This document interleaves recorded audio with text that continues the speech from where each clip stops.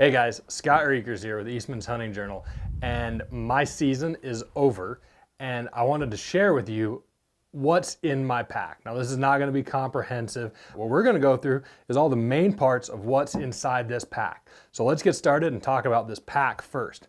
This is the Eberle Stock Big Top Pack. This pack packed out an elk and a mule deer this year, as well as went scouting with me on 2 different occasions, and it performed very well. The biggest reason I like this pack is I'm a tall guy.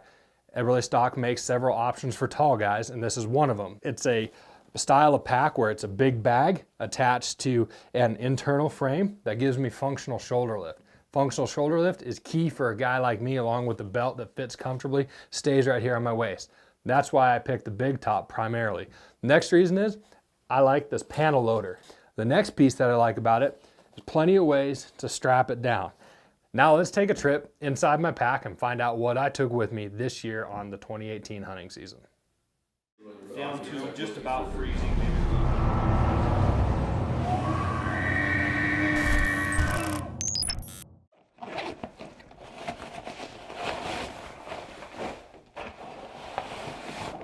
All right guys, so here is all of the clothing that I have inside my pack. Now, most of my hunting would be considered mid to late season. I'll start around September 15th when the snow can start to fall and it really starts to get wet, all the way to that early November, depending on the deer season or how the elk season is playing out. And with that, I'll encounter a variety of things. So at any given point, you may find me without one of these pieces or up to all of them, just kind of really depending on how the season is playing out. So I'm going to start with some basics. First of all, I always have extra base layer underwear. You get wet sometimes, you want to change it out. That's important in the mid to late season.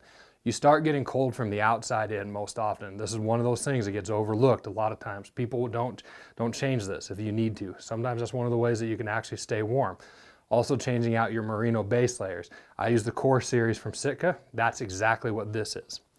So another piece, what comes along with me, I have the liner gloves. Also have my thick gloves. Okay, I've got my cold front gloves that I wear with me just about all the time. My hands get cold regularly. That's, just nature. Everybody has their own issues with their clothing system. My hands get cold, okay? So I always want to make sure that my hands are covered.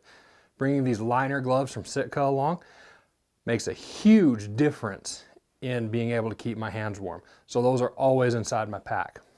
Next piece is a favorite that I discovered last year. Those of you that followed along on the Instagram story and saw me wearing this was like one of my favorite clutch pieces that I have. This is the Kelvin Light Active Jacket. It is, I can't speak highly enough about it. It's just enough insulation to keep you warm when you stop to sit in glass, but then it also breathes, and it makes sure that you're not going to feel like a wet dog when you sit down, because you're not completely soaked. It's not insulation holding in all of your sweat there. The next piece that we have is my Cloudburst rain jacket. This is a go-to piece that I use. It is always in my pack. A few years ago, I quit carrying soft shell jackets with me because most of these breathable rain gear systems function exactly the same. And most of the time, when you're being really active, you're going to wear something like the Kelvin Active Jacket. You're not going to wear your soft shell all the time because you're going to start sweating. Those don't breathe as well. This functions exactly the same way, breaking the wind, so you may as well cut the weight there. Then, I also have a mid-layer insulation. This is also the piece that we are giving away with our gift subscription this year. This is the Core Mid-Weight Tee. Polygiene material, it's synthetic. It dries very well. It's one of my favorite pieces. I've worn it now for about 2 years, and it's fantastic. I can't speak highly enough for its weight to warmth ratio. So that's one of the reasons I was in there, especially once I get past that October 1st to October 5th time frame, because generally the snow kind of comes in phases. I'm sure most of you have seen.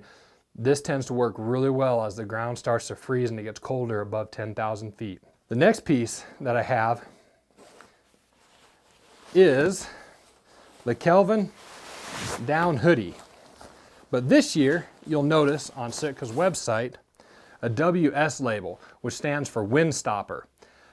This jacket is clutch when you're at your glassing point at the very top looking for deer or elk and you find it and there's wind stopper there material. That will take care of you and make sure that you are not going to get frozen out on the very top of the hill. So it's time to move on. Let's talk about personal hygiene and your safety. I'm going to start here with this because I'm a firm believer that one of the best things you can do when you get cold, get warm food inside of you. So I will always have some form or fashion of stove with me. Now, the reason I am including this is because this is the stove that Ike and I used on our mule deer hunt where we had llamas. So weight was a little less of a consideration, but I brought this with. I hauled it all over, but it has enough power to cook really quick for the both of us. And so that's why I chose this MSR Windburner 1.8 liter stove to bring along for the majority of my hunts this year. Functioned very well for 2 people. And you can find options that are a lot lighter. I've got a jet boil that I bring along that is just for me that I use. Now you always have to make sure you have a lighter with this. This is not one that you're going to be able to light without it. So you got to have a lighter to make that function. And so some of them have an option that gets you that, but I'm going to recommend that you bring a lighter anyway. Next piece is, this is my first aid kit. If you're really interested in seeing what's in this first aid kit and all the different pieces, I will gladly do a whole video on it. Comment and let us know if that's the type of material you want. Otherwise, I'm not going to bore you with the first aid kit. You can read an article on backcountry safety, first aid kits, and preparedness by Mike Glover in the most recent issue of Eastman's Bow Hunting Journal. Now, the next piece of safety that I like to talk about is water filtration. Everyone jokes about getting the beaver fever or the issues that you can have getting that bacteria into your system. You'll never get rid of it. So I bring along a filter the vast majority of the time. And the reason for that is I know the conditions and I repeat hunt places, because when you know a place, you know where the animals are going to be. So that's just my mentality. A lot of guys hunt state to state in different places. A filter is going to be able to take care of you more often than the other methods of filtering your water. Droplets, you have to have a way to get the water into a container. This takes a puddle and can get it into your water containment system. And you can see I use an MSR dromedary bag. I've replaced the lid with a regular Nalgene lid. That's the only piece that I was able to get to leak a little bit, and I made this work in a pinch. And so the next piece of my safety equipment is I always have a gun cleaning kit. And this is a 30 caliber gun cleaning kit. It's really lightweight and worth the wait. I went hunting with a friend who's actually a special forces operator. He brought this along and he got his rifle dirty. My rifle got dirty. I had no way of cleaning it. Pulls this thing out, he runs it through the barrel, my gun is ready to go. I was a believer ever since. So this is worth the weight penalty in my mind. And chances are you're going to have more than one guy in camp with this, either the same caliber or a 30 caliber rifle of some kind. Next up is, when it comes to safety equipment, you always want to have a headlamp that is easy to use. And so I've got the Coast 75 FLR here, and this has become an office favorite. We tested this at SHOT Show last year, got to see it for the first time, and just about every one of us here has put it through the paces. We've used it in multiple scenarios, and we really love this headlamp. This is on the blog, so we'll put that in the description of this video. You can read a review where we've got this on blog.eastmans.com. And if you want to see a more in-depth review of some of this equipment, we'll put it through the paces on YouTube if you guys want to hear that. So leave some comments if that's something that you want to do. Next piece that I have is, this is all my food. Usually you want to have about 3,500 calories. That's sitting in here. Then I always have some type of freeze-dried meal. Another company that I really like is Off Grid Food Company. This is Mountain House. They make some great meals, some great entrees that you can use that'll really get you heated up. Use this to get yourself heated up in those late season hunts, because you don't want to get cold. Your internal system is a furnace, will get you warm. So next I want to talk about what I use for my sleep system this year. Now, this isn't the end-all be-all. There are multiple sleep systems out there that you can use that are very functional, that do very well. And if you want to see what some of the rest of the team here at Eastmans has used, go check out blog.eastmans.com, and I'll put another link in our description of this video where you can see all the sleeping bags and the sleeping pads that we tested out for 2018, and you can get a good idea of how they perform. But I'm going to talk about the ones that I personally used and tested out. If you want to see more of that, again, leave a comment, let us know what you want to see us review here on YouTube. So First, I'm gonna start with a sleeping bag. We got this sleeping bag from Thermarest. It is the Parsec 20 degrees, and you can see that right there. And I was really impressed with the sleeping bag this year. I never got cold, and I did hunt in some very cold conditions. That's also why I use this Thermarest NeoAir 4-season bag. And you can see you've got the fast release. We use this, and we tried blowing it up. I was more comfortable using this than this for blowing up. I just felt like the focused energy right here worked a little better than this system. But you can try it. You can blow into this guy and it'll work, but it worked really good for draining out all the air really quick. And this is a 4-season sleeping pad, and so it worked very well. Worked down to some really cold conditions, and in conjunction with this, and then my Kelvin down hoodie wrapped around my head, used as a pillow, I never got cold this year. It worked really well. Finally, what stopped the rain from hitting me this year? Well, I had several options from Seek Outside. This is the Red Cliff. This is what Ike and I used on our mule deer hunt, and also on our week-long scouting trip, where we located some of the deer that we hunted, and it functioned very well. It is a teepee style shelter, even though it's got more of a rectangular footprint than a round footprint like a lot of the teepee shelters do. This thing shed the wind incredibly. One other thing I do want to say is there are several great options out there as far as some double walled tents. If you are not the floorless type person, I would recommend taking a look at some of the Hilleberg options. Those tents are bomb-proof shelters, and if you are incredibly hard on your gear, I would definitely spend the money on a Hilleberg. It's worth looking into those tents. To round out the gear that is a lot of times in my pack or on my person, because I don't want to say that obviously these were in my bino harness. I use an Outdoor Vision bino harness this year almost exclusively, and it worked really well. But I had my Zulu 9s with me. They worked incredibly well for spotting some mule deer at distance.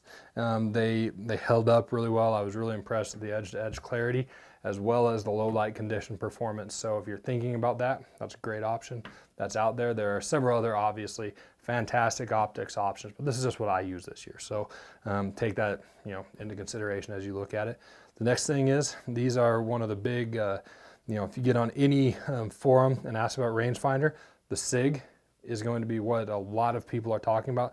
This is the BDX model. I did not have a BDX scope on my rifle this year. They will work without your BDX scope. Like it doesn't have to be paired with it to work. This works as a functional rangefinder, and it worked incredibly well. Again, I'm hitting a lot on Ike and I's mule deer hunt. In fact, if you want to hear that story, listen to Eastmans Elevated. We talk about our experience with llamas, how that worked, and then we also I recap my hunt with Brian Barney. So if you want to hear how we range the deer and the elevation and things like that on how this thing performed, that's a great place to go do it. Next up, on cold weather hunts later in the season, I will always have a spare set of socks with me. Now these socks are, they're always going to be of the wool variety, and there's a lot of great options out there, but I always have extra wool socks with me because your feet get wet, and one of the easiest ways to get them dry really quick, change it out. Open up your boots, change out, and get your feet dry, especially if you've got a lot of snow, a lot of rain, a lot of ice. You're going to want to do that because your feet get cold, you get cold. That's just the nature of how things work. So next piece is, if you are in an area that has a lot of changing conditions as far as ice being there on your walk in and walk out, I like micro spikes. These are a great option that we've written several reviews on. You could look back in the journal a few years and see these. But when it starts to get really cold, I wear the micro spikes regularly. And they have saved me on more than one occasion. I was able to walk out actually a creek bed that had frozen up on me. That was like sheer almost on both sides, but I was able to walk on just frozen rock, basically. If I hadn't had them, I'd have been slipping like crazy. Next up is my ammunition. I always have a almost full box of ammunition beside what is in my magazine. No, I don't hike with one in the chamber. Okay, safety rule, basic hunter safety thing. You don't put one in the chamber till you're ready to fire at an animal, till you're ready to, take that shot. But I always have enough with me. The reason why I always have enough with me is I don't care how good a shot you are, you can have a bad day.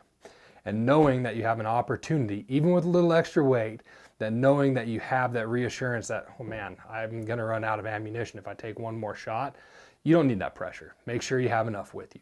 And so that rounds out what's in my pack. Like I said, this is not comprehensive. We could go through a lot of other little things, but that is the essentials of what is in my pack. Now, here's what I want to do. I want all of you who are avid YouTube users to tag your buddy who needs some help figuring out what to put in his backcountry pack. I know a lot of you are heading into either your first backcountry hunt or you're doing your research on it. Tag a buddy in the comments who needs to see this video. We are going to list 5 of you, and then we are going to put one of you in a drawing for a hoodie just like this one and a subscription. And so we will announce the winner in the comments, and we will private message you via YouTube. And make sure you have subscribed to the Eastmans Hunting Journal YouTube channel and be watching for more tips and tactics just like this.